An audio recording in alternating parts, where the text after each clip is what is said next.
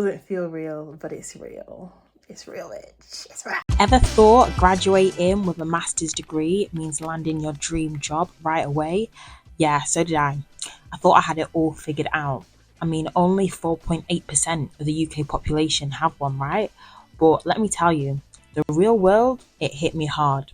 The job search wasn't what I expected, and it took months of work, trial, and a lot of rejection before I finally found the perfect role. In this video, I'm going to show you how I went from post-graduation silence, literally no job offers, finally landing the job I'd been aiming for. Good morning, guys. It's the day after my graduation. Lovely day, happy day, celebrated, had my gown on, feeling good. Got that master's degree. It drained me mentally, physically, financially, and I need to get my P's back up because I need money and I need a job. I'm gonna keep it so real in this vlog. I would love to get a job next week. That may not happen, but I want to keep myself accountable. I'm gonna make my job work for me, and I'm not gonna be chained to the dust dry UK. Maybe we'll go and apply for some grad roles, but also architecture roles. Some of the graduate schemes actually pay very good. Like one graduate scheme was paying 29,000. I want to have the opportunity to work abroad.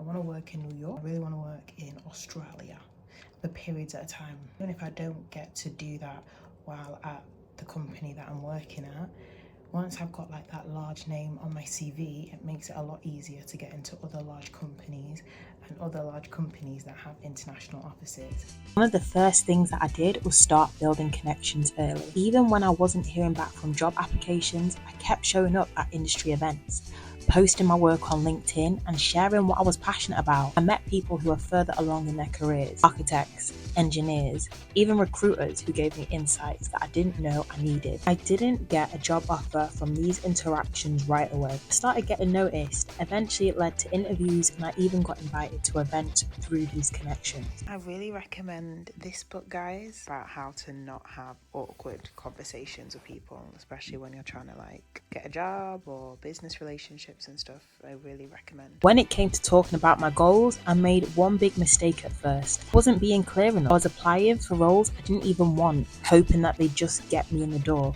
But that approach backfired. What really helped me was defining exactly what I wanted. A Part 2 assistant role at a large firm with big scale projects. So I was clear on that. I started telling people, whether it was at a networking event, talking to friends, or even reaching out to recruiters and people on LinkedIn. Sounds simple, but this shift made all the difference and kept me focused when I was job hunting. Can't stress this enough. Tailor your applications. I learned this hard way. In my first 2 interviews, I rushed my portfolio, trying to make it fit every possible role I applied. But when I finally tailored my CV and portfolio to match the job description, I started getting better responses. It's not about quantity, but quality. Make sure your portfolio highlights the skills that they are looking for. This is where I started to see real progress. Look at the website, look at the Instagram page. What sorts of buildings are these practices producing? So it's currently 12:30. Thank God the interview tomorrow is at 2:30, and then tomorrow I want to wake up early and practice how I would present my portfolio as well. I've done it once before with a friend / mentor, but I want to go over it now that it's updated and fresh.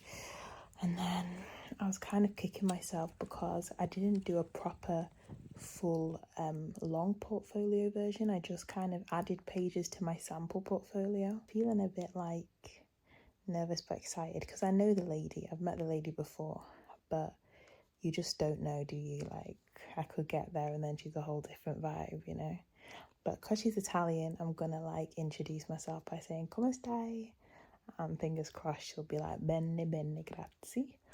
So yes, let's go to sleep. We've got 1 hour to get ready, so let's go from this to this. I've gone very nude vibes. I know architects wear black, but baby, I'm gonna bring a little bit of colour to my interview. Do you know what I mean? Zara, Vivian Westwood. And my bag is a black bag, so I'm thinking maybe I might just wear black boots. This is a Ted Baker bag. But yeah, let's go. I actually made this yesterday.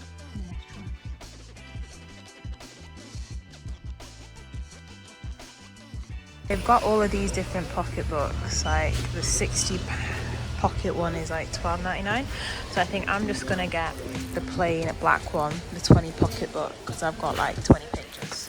That should be fine. Black one is only $6.99, so it's pretty cheap. Hi guys, so fresh reaction, just left. It was nice, like the lady was really nice. There was another guy that was really nice. I don't think I've got it just because they really wanted someone who can jump into doing AutoCAD details, and I haven't really used AutoCAD. All I've done in AutoCAD is like export drawings. So they wanted someone that was really good in AutoCAD, and obviously I'm a Revit babe, I've not used AutoCAD. I asked at the end, what are your concerns based on meeting me, and they said you're really nice, whatever, but it's just your proficiency in AutoCAD for us. So I'm gonna go home and sleep because I'm just over it today. Now, let's talk about recruiters. They can be a huge asset in your job search. After a few months of applying on my own and not much luck, I reached out to recruiters in different cities in the UK, told them exactly what I was looking for and let them do the rest. They helped me land interviews I wouldn't have gotten on my own. But here's the thing, you need to follow up. Recruiters have a lot of candidates to juggle, so stay in touch and keep pushing for updates. You'll keep top of mind if you do. I originally reached out to a recruiter way back in July time, kept following up month after month, and it actually wasn't until December where he called me and said, I think I've got the right role for you, and it ended up working out. Hi guys, ignore the look, but we have another interview. It's literally like 6 a.m. right now. It's like 6:44. I'm getting ready because I'm heading to Birmingham. I've done so many interviews at this point, guys. Like, it's actually crazy, but we go again. Cropped shoulder padded black blazer, all black. We go like this. It's like a queen style, tweedy sort of. I think I like the black. Yeah, I think this is like, it's cool, but I don't know if it's giving an interview. I think it's cute. Cool.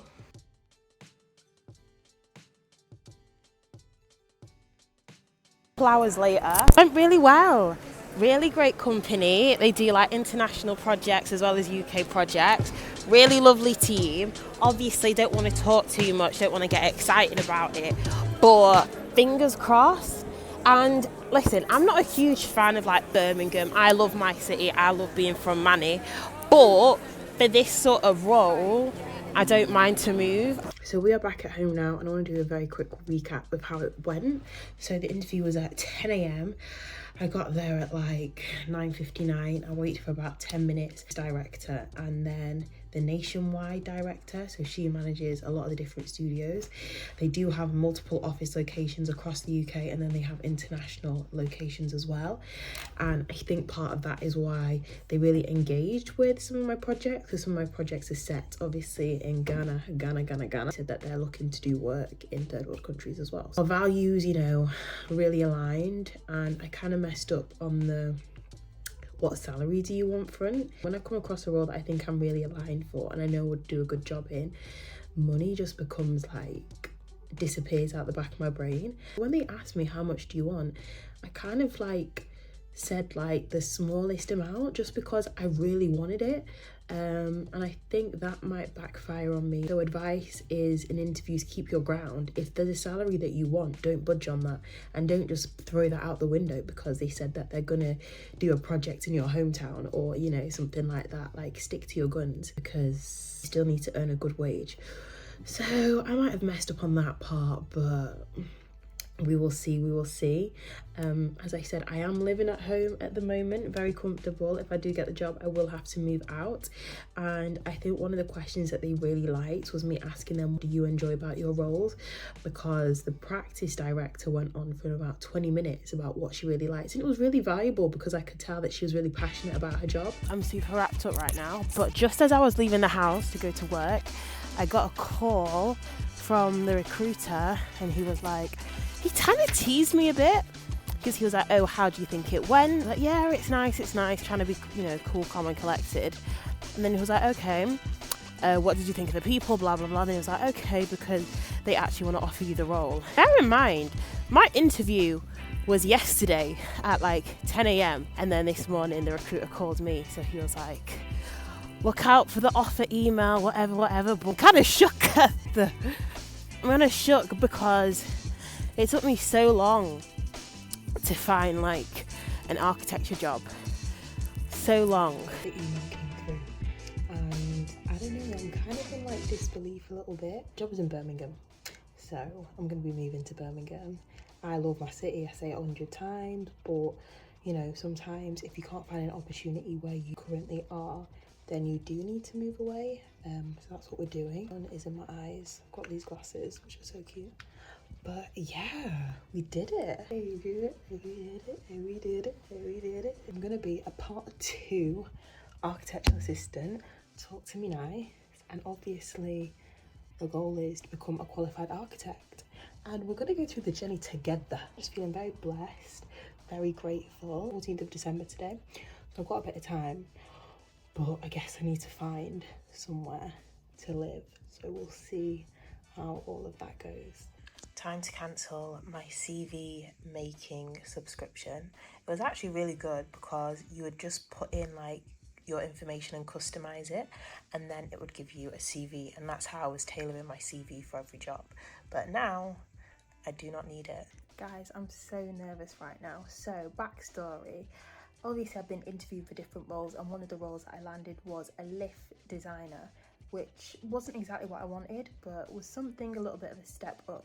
I went for the interviews, 2 interviews, and then I was offered the role. I then asked for more money for the role, which they gave me. They then checked my references, it was all fine, and I was due to start in January. But since I've gotten this architecture offer, which is much better, I now need to call the lift company and tell them I'm not accepting. But I'm so nervous because I feel really bad, because obviously like it was a whole journey. Like it was a phone call interview, 2 interviews. I was like to my dad, can you do the call for me? He's not going to do it. Persistence here is key. I went through a lot of rejection, even after really great interviews. I remember one company was really impressed, but in the end they hired a part 1 assistant because they weren't looking to spend as much on a part 2. And the skills I had weren't perfectly aligned with what they wanted. It was tough, but I didn't give up. I kept applying, refining my approach, getting better at interviewing, and staying open to opportunities. Then, after months of hard work, everything fell into place. And in the space of 1 week, I got an interview with a large firm. Worked out, and I got the job offer the next day. So, if you're out there struggling with the job search, remember, it can happen at any time.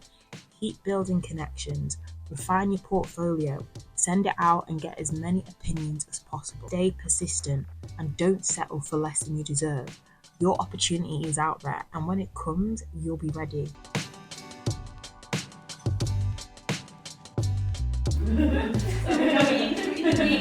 Just so I remember what it looks like.